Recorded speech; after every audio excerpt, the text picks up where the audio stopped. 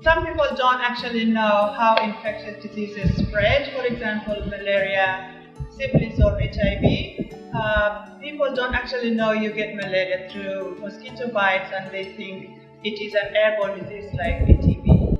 Malaria is a health problem that many people ignore from my community, and people think that sometimes a headache or fresh cold, or they think that only having the tablet will fix it. So it's good that when they come to the doctor and then asking for help, or they're not really healthy, it's better for doctors to check all these things to make sure that they find out what the real problem is, because some people will have malaria not knowing it. It can be very rare that a person would get malaria in Iraq, but it can happen if the person is from the marshlands, which is in the south of Iraq.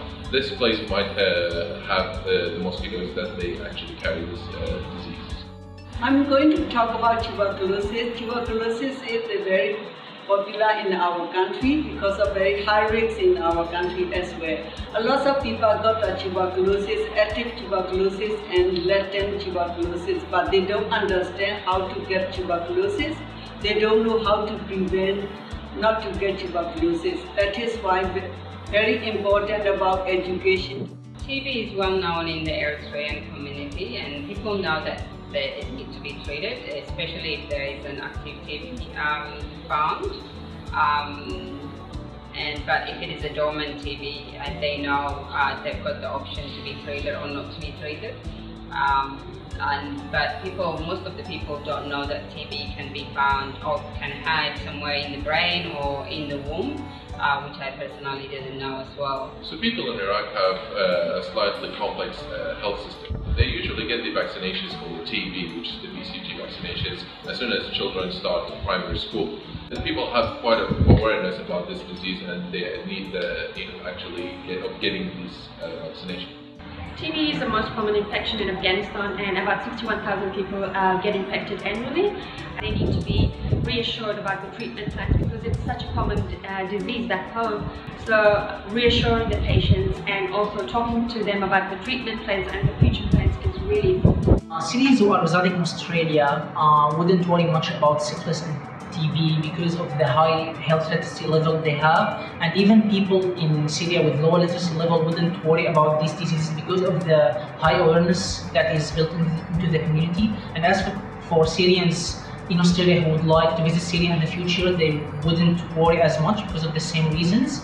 To doctors, I'd recommend building a good doctor-patient relationship and to be familiar with the diseases from the Middle East. People understand syphilis you can get from unprotected sex.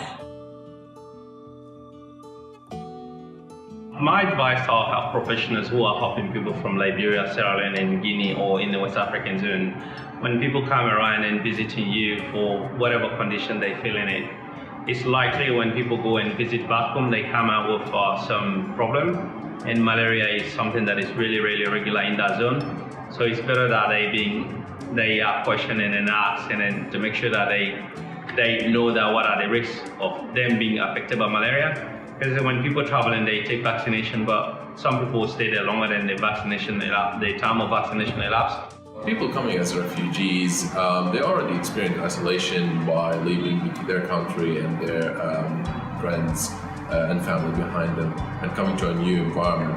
So my take-home messages would be to have some empathy and understanding about how these people feel if they had an infectious disease that needs isolation, and how would they feel if they get isolated in a new environment where they have no one around them, where they actually have experienced this feeling before.